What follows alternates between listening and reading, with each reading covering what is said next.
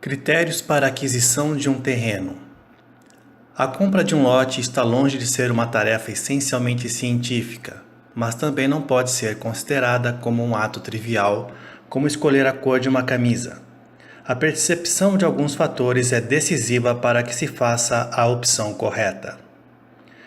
Quando uma família resolve comprar um carro novo, inicia a pesquisa pelos modelos e preços que possui em mente. As melhores concessionárias oferecem a possibilidade do chamado test drive, que em português significa teste de direção, onde o interessado no veículo experimenta as suas características mais significativas, como o conforto na posição de dirigir, a visibilidade exterior, a aceleração nas marchas lentas, entre outros aspectos. Mesmo que o comprador não seja um piloto de provas ou mesmo um mecânico, é sentindo o carro que se define pelo fechamento do negócio. Na compra de um terreno, deve ocorrer algo semelhante. Adquirir um lote apenas na planta pode ser como dar um tiro no escuro.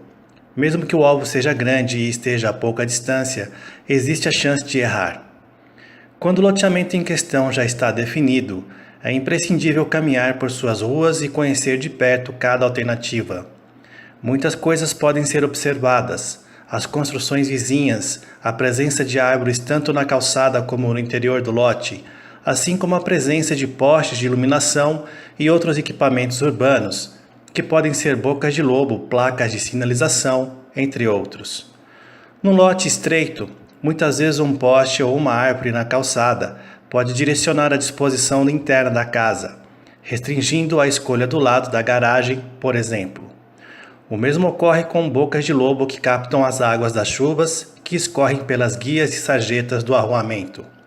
Se o desejo é ter maior tranquilidade possível, a presença de um orelhão em loteamento aberto certamente se tornará um transtorno, pois este tipo de telefone público é mais indicado para áreas comerciais.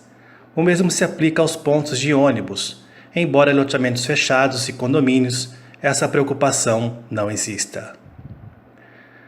As árvores também merecem atenção, pois suas raízes podem comprometer a estabilidade dos ramais de esgoto, caso sejam de uma espécie com previsão de muito crescimento. O ideal é que esta vegetação seja classificada como exótica, cuja origem não faça parte do ecossistema natural da região. Este dado facilita os eventuais pedidos para podas e retiradas junto às prefeituras, que costumam proteger as árvores que sejam nativas do local.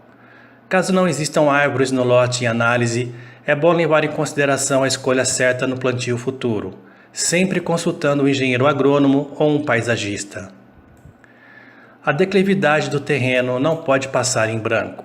Lotes com perfil topográfico acidentado pedem projetos mais apurados na questão dos níveis dos pavimentos, para não encarecer a obra, evitando grandes movimentações de terra, seja com aterros ou desaterros.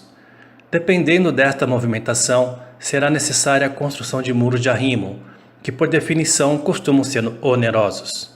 A caída do terreno não precisa ser necessariamente para frente, mas se ela for para os fundos, talvez seja melhor que a quadra tenha uma viela sanitária, que irá colher o esgoto e as águas pluviais, justamente para evitar a importação de um grande volume de terra.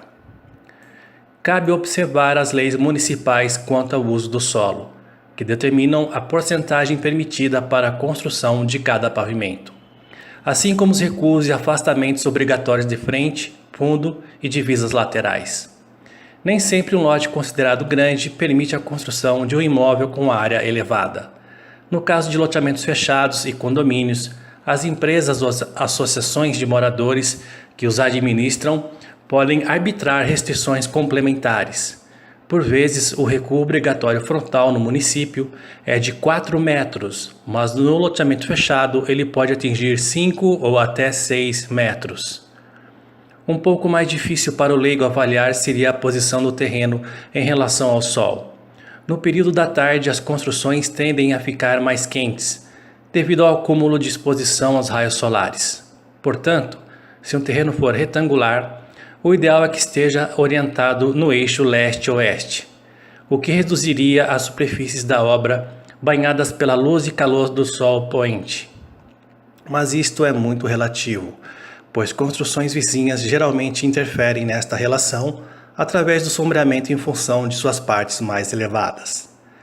Pela mesma lógica, se recomenda que dormitórios fiquem posicionados para o sol nascente, ao menos nas cidades brasileiras abaixo da linha do Equador.